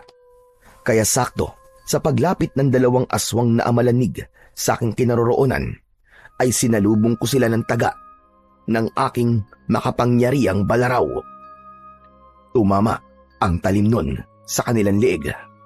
Nagulat ako nang sumabog ang kanilang katawan at naging buhangin. Nagtataka akong napatingin sa gawi ni Tio Delfin. Tio Delfin, bakit hindi sila nasunog? Naging buhangin po ang katawan nila. Dahil binabalik lamang sila kung saan sila nagmula. Maya-maya lang, magiging abo na sila at sasama sa hangin hanggang sa maglaho. Tsaka si Lizardo, narito siya. Mapanganib siya. Nilapitan ni Tio Delfin si tatay na hindi pa rin nakakabangon dahil sa tinamo nitong sugat mula sa mga aswang. Sa unang pagkakataon, nakita ko na tinanggap ni tatay ang inilahad na kamay ni Tio Delfin para alalayan ito. Itinayo niya si tatay saka lumapit sa akin. Anak, tara na. Tumakas na tayo. Hindi mo pa kayang harapin si Lizardo. Sa muli kong pagtingin sa gawi ni Lizardo sa labas ng bahay, tinanggal niya ang kanyang hood. Lumantad sa aking paningin ang dalawa niyang mapulang sungay, berdeng mga mata at nakakakilabot na pulang mga ngipin. Ngumisi siya at dinuro niya ako na parabang hinahamon niya ako. Kaya naman, bigla kong naisip na tumalon sa bintana para harapin ng tuluyan si Lizardo. Hindi ako natatakot sa'yo! Tayo magtuos! Bago pa man ako makalapit sa kanyang kinaroroonan, sumalubong sa akin ang kanyang alagad. At bawat hakbang ko, iwinawasiwas ko ang aking balaraw. Marami akong napatay sa kanyang mga tauhan. Muli akong napatingin sa gawi ni Lizardo. Akma ko sanang lalapitan siya, pero mabilis siyang lumayo sa akin. Ibinalik niya ang kanyang hood, ngunit para bang nakita ko sa kanyang katauhan ang anyo ni Lolo Estong. Bago ito tuluyang tumakas. Lolo Estong! Hindi maaari! Hindi siya yun! Imposible! Maya-maya pa ay naramdaman ko na lumapit sa akin sina Tatay at Tio Delfin. Tay, parang nakita ko po si Lolo Estong sa katauhan po ni Lizardo. Huwag kang maniniwala sa mga nakikita mo, Benok. Mas talasan mo ang pakiramdam mo sa nilalang na yon. Sa tingin ko, nakahanap na siya ng bagong malilipatan na katawan. At nililito ka niya. Ano po ang ibig niyong sabihin? Hindi siya ganyang kadaling mahuli. Pinag-aaralan niya ang kakayan ng bagong tagapagmana. Kaya mag-iingat ka, Benok. Simula pa lang ito ng laban. Ang mabuti pa, sa bahay ko na muna kayo magpalipas ng gabi. Para na rin magamot ko ang mga sugat ninyo. Hindi na tumutol si Tatay nang sabihin yon ni Tio Delfin. Mabilis kaming nagpunta sa bahay nito. Kaya pagdating namin doon, ay mabilis din kaming ginamot ni Tio Delfin at pinag-usapan ang tungkol sa nakakatakot na kapangyarihan ng hari ng mga aswang na si Lizardo. Tanging ang balaraw lamang ang magagamit natin laban sa mga amalanig. Agasin, masasaktan lang sila pero hindi sila mamamatay. Kaya kakailanganin natin ng pagsasanay at tamang pagpaplano. Pero kuya, mahirap ang... Narinig mo ba yun, Benok? Tinawag akong kuya ng tatay mo. Opo, Tio. Pati sa akin ay napatingin si Tio Delfin. Maluwa-luwa siyang niyakap ako, maging si Tatay na kunwari pang hindi masaya sa muli nilang pagkakaayos na magkapatid. Hindi niyo alam kung gaano ko kasaya sa mga sandaling ito. Sus, kahit kailan talaga ang drama mo. Wala naman akong magagawa eh. Nandito na to. Tsaka iniligtas mo kami kanina eh. Siyempre naman, hindi ko hahayaan na may mangyaring masama sa inyo. Siya nga pala, maiba ko ng usapan. Ang mabuti pa, magpanday tayo ng itak na gawa sa tanso. Di ba ikaw, Karding? Magaling gumawa ng itak na gawa sa tanso. Pambakal lang ako eh. At sabihin mo, tinatamad ka na naman. Natural, panganay ako, di ba? Kapag tinatamad ang panganay, ang bunso ang gumagawa. Ay nako, hindi pa rin nagbabago. Mautak pa rin hanggang ngayon. Nang gabing yon, ay nanood ako kung paanong gumawa ng itak ang magkapatid. Walang mapaglagyan ng saya ang nararamdaman ko ng mga sandaling yon. Kahit sinubok sila ng panahon, sila pa rin talaga ang magtutulungan sa oras ng kagipitan. Pagkalipas ng ilang oras, natapos ni Tatay ang itak na gawa sa tanso. Ibinigay niya yon kay Tio Delfin. Oh, Kuya Delfin, ikaw nang gumamit niyan. Ako na lang sa itak. Ako na lang ang magiging alalay niyong dalawa. Salamat, Karding. Pangako, hindi ko hahayaan na mapahamak si Benok. Huwag kang mangako, kuya. Ang gusto ko, pareho kayong ligtas. Pagsapit ng umaga, ay nagkaroon kami ng hindi inaasahang bisita. Si Kuya Nestor. Sobra ang pag-aalala nito nang malaman ang nangyari sa amin. Mabuti naman pala at walang nangyaring masama sa inyo. Wasak na wasak ang bahay nyo at parang dinaanan ng malakas na bagyo. Kuya, bakit ka nga pala naparito? Si Lolo Estong kasi, kagabi pa siya hindi umuwi eh. Nagkatinginan kami ni Tatay, maging ni Tio Delfin.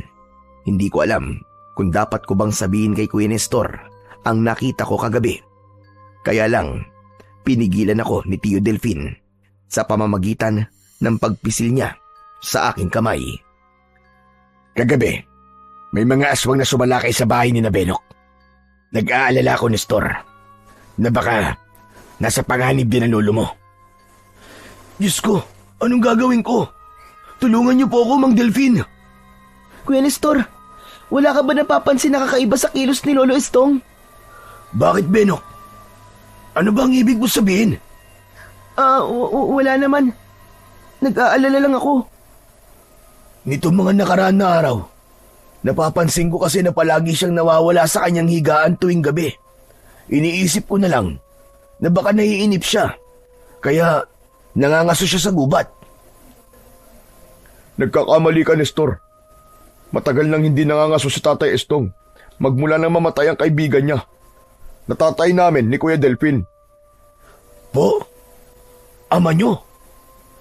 Ibig sabihin magkapatid kayo? Oo, Nestor. Ganun na nga. Kaya pala maganang loob sa inyo ni Benok, Mang Delfin eh. Mang Delfin, tulungan niyo po akong mahanap si Lolo. Sige, Nestor. Kami ang bahala. Magtatanong-tanong kami sa mga kababaryo natin at baka nakita nila si Tatay Estong. Kuya Nestor, ako naman ang sasama sa iyo sa paghahanap sa kakawyan. Maraming salamat, Benok. Tunay nga kitang kaibigan. O paano, tara na. Simulan na natin ang paghahanap kay Lolo. Sige po, Tay. Mauuna na po kami ni Kuya Nestor. Mag-iingat kayo. Huwag kayong magpapagabi sa daan. Susunod kami kaagad kapag nakabalik na kami. Salamat po, Mang Delfin. Tutuloy na po kami. Tumakbo kami ni Kuya Nestor. Papasok sa kakawyan, pati na ang lugar kung saan ko unang nakasagupa ang mga aswang ay pinuntahan din namin. Inabot kami halos ng 2 oras sa paghahanap kay Lolo Estong. Ngunit nabigo kaming mahanap siya. Ang mabuti pa kaya, puntahan natin siya sa may bundok, sa minahan. Doon siya siguro nagpunta. Noong mga nakarang araw kasi, palagi niya nababanggit ang bundok ng minahan. Ganun ba? Sige kuya, doon tayo pumunta. Baka nga nandun siya. Teka, nasa na pala ulit ang balaraw? Oo. Nagkasundo na kasi ang magkapatid eh. Alam mo, ang saya ko talaga, Kuya Nestor. Dahil nalaman ko, natiyuhin ko pala ang panday at hindi ako isang simpleng alalay lang niya. Tagapagmana pa ako ng sandata niya. Mabuti naman kung ganon. Akala ko talaga, masasaktan ka ni Mang Karding eh. Teka, ayun. Natatanong ko ng kinaroroonan ng minahan. Kaya lang, bakit parang ang tahimik ng paligid? Baka naman, nagpapahinga mga minero, kuya. Mas magandang pagkakataon to para malaya tayong malibot ang minahan. Kuya, nakasunod kaya si natatay sa atin? Nahanap na kaya nila si Lolo Estong? Sana nga, mahanap nila. Bigla kong kinabahan nang maramdaman ko ang kakaibang lamig ng hangin sa paligid, maging ang tono ng pananalita ni Kuya Nestor na parabang hindi naman siya nag-aalala sa pagkawala ni Lolo Estong. Tumigil ako sa paglalakad at napatingin sa kanyang likod. Kuya Nestor, sandali lang. Ano nga ulit ang ginagawa mo kapag natatapos ni Lolo Estong ang pagkakatay ng baboy? Ha? Ano bang klaseng tanong yan? Pambira ka naman. Walang kinalaman yan kay Lolo ah. Meron kuya. Para malaman natin kung saan pa maaaring nagpunta si Lolo Estong. Nagkunwari ako ng mga sandaling yon. Pero ang totoo, nagdududa na ako kay Kuya Nestor. Palihim kong hinawakan ng aking balaraw na nakasuksok sa aking bewang. Humarap sa akin si Kuya Nestor at sinalubong niya ng tingin ang aking titig. Dito lang siya pumupunta sa minahan, Benok. Nagtataka ako eh. Bakit siya pupunta sa lugar na to? Hindi ba't galit na galit siya sa mga minero? Pasensya ka na kuya. Naguguluhan lang talaga ako. Huwag ka na maguluhan. Ang mahalaga, Mahanap natin si Lolo Estong. Halika na. Baka nasa loob siya ng minahan. Naku, baka kung ano na naman ang pinakikialaman niya ron. Kuya, wala dyan si Lolo. Halika na. Ayokong pumasok sa loob ng minahan. Ano ka ba naman, Benok? Hindi ba't magkasama pa nga tayong pumasok sa minahan nang mahuli tayo ni Lolo Estong? Sa pagkakataong yun, bigla kong kinabahan. Napatitig ako kay Kuya Nestor. Iba ang sinasabi niya, kaya mas lalo akong nagduda sa kanya. Kuya, nang pumasok tayo sa balon, anong nakita natin? Pambihira, ang gulo mo naman. Bakit mo ba tinatanong yan? Basta kuya, anong nakita natin nang pumasok tayo sa loob ng minahan habang magkasama tayo? Wala tayong nakita at wala tayong napala. Dahil iniwan mo ko sa ilalim ng minahan. Natakot ka nang dumating si Lolo Estong. Kuya, hindi ako pumasok ng minahan. Ikaw lang ang mag-isang pumasok sa loob ng minahan. Nabagsakan ka ng bato, nawalan ka ng malay. Yun ang sabi mo sa akin. Ano ba sinasabi mo? Pumasok ka sa loob ng minahan, di ba? Umatas ako papalayo sa kanya at tuluyan kong hinugot ang balaraw mula sa akin bewang. Hindi ako pumasok sa loob ng minahan. Dahil sabi mo, ako ang bantay sa labas. Alam mo huwag ka na magkunwari, Lisardo. Alam kong ikaw yan. Alam kong ginagamit mo ang katawan ni Kuya Nestor para may sakatuparan mo ang naudot mong pag-aari sa sanlibutan. Ipagpapatuloy mo ang pag-aasik mo ng lagim. Nang itaas ko ang aking balaraw, lumiwanag yun at humaba ang talim. Dahil nasilaw si Kuya Nestor, unti-unting nagbago ang kanyang anyo. Humalakhak siya ng malakas habang umaangat ang alikabok sa kanyang paligid. Ano ginawa mo kay Lolo Estong? Nasaan siya? Hindi ko inakasahan na malakas at matalas pala ang pakiramdam ng bagong tagapagmana. Ang tanong ko, sagutin mo, hayop ka. Nasaan si Lolo Estong? Pinatahimik ko na. Masyadong malakas ang kanyang pakiramdam at nahuli niya agad ako. Kaya inilagay ko lang naman siya sa dapat niyang kalagyan. Pero ngayon, huwag mo nang isipin ang ibang tao. Ang isipin mo kung paano ka makakaligtas sa mga alagad ko.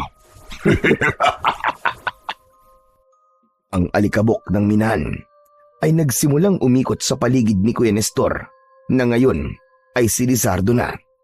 Natatandaan ko na lumang sementeryo ang minahan. Kaya isa-isang lumabas ang mga amalanig mula sa mga bitak ng lupa. Kasunod ng malakas na pag-angil ng mga aswang mula naman sa bukana ng minahan. Teka, paano naging amalanig ang mga minero? Sila ang gumising sa aking espiritu na matagal na nananahimik sa simenteryong ito. At ang muling pagliwanag ng sandatang yan ang nagbigay naman sa akin ng lakas para muling mabuhay at makabalik sa mundong ito. Kaya narito ako para ubusin ang lahat ng mga tao. Tikman nyo ang lupit ng aking paggiganti! Mabilis na sumugod sa akin si Kuya Nestor. Sinuntok niya ako at tumama yon sa aking dibdib. Ngunit gumanti ako sa kanya ng taga. Nailagan niya yon, pero sinundan ko siya ng sipa sa kanyang muka. Bumagsak siya sa lupa, pero umatake naman sa akin ang mga amalanig. Hinawakan nila ako sa aking mga binti at braso, kaya hindi ako nakakilos. Bumangon at lumapit sa akin si Kuya Nestor.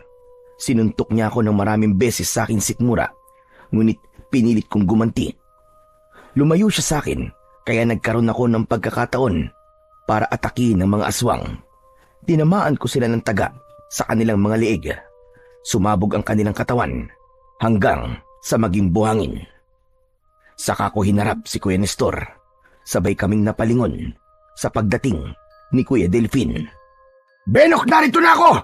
Si Lizardo! Siya si Nestor! Tumalon ng mataas si Kuya Nestor at diretso ang kanyang bagsak sa harap ni Tio Delfin. Naglaban ang dalawa Habang ako naman, binalingan ko ang mga aswang. Bawat tamaan ng balaraw ko, agad na mamatay. Maya-maya pa, sugatang bumagsak sa lupa si Tio Delpin. Lalapitan ko sana siya, pero tumama sa aking tiyan ang malakas na suntok ni Kuya Nestor. Pagkatapos, sinaksak niya ako ng kanyang kuko. Tumama yun sa aking dibdib. Naramdaman ko ang masakit na pagbaon ng kanyang kuko sa aking laman.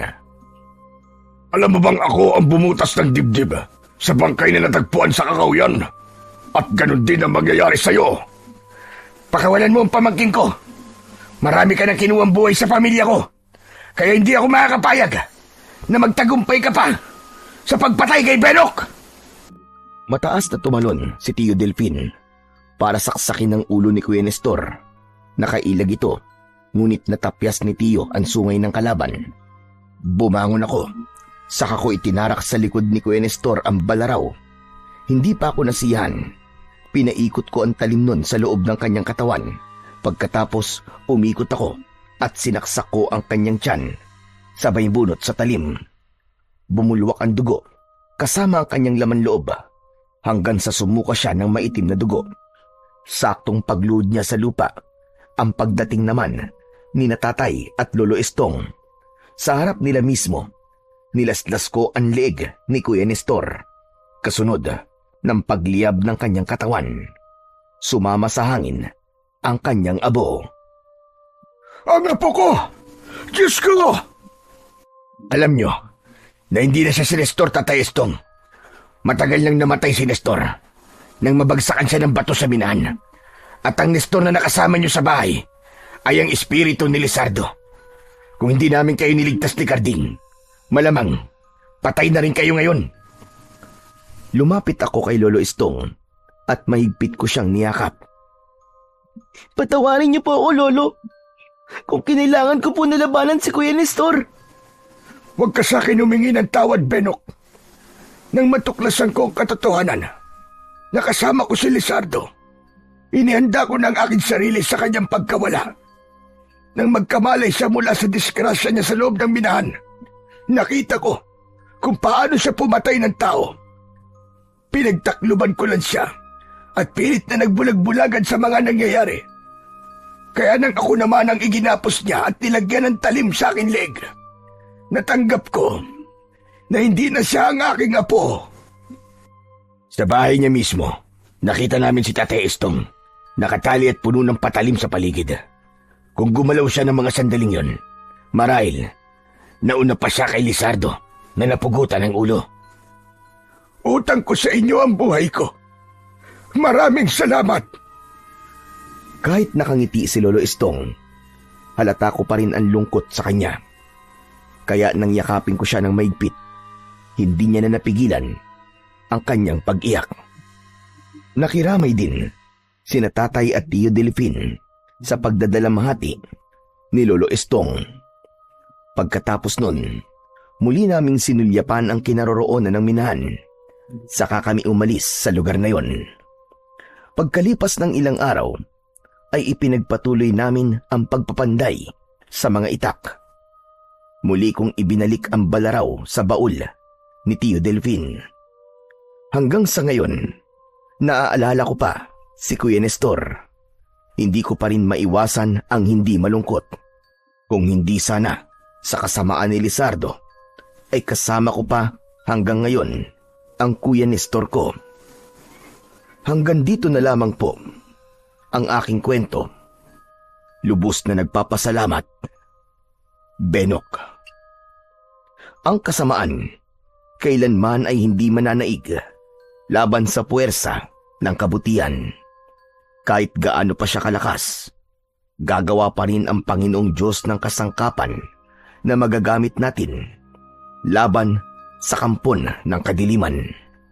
Pinatunayan din na ang magkapatid na pinaghiwalay ng panahon ay muling pagbubuklo din upang harapin ang pagsubok ng magkasama. Ipinakita rin na ang pagsisinungaling ay walang mabuting maidudulot sa mga taong nagmamahal sa atin ng lubos. Dahil ang taong nagsisinungaling kailanman ay hindi magiging tapat sa kanyang sarili at habang buhay nahahabulin ng katotohanan.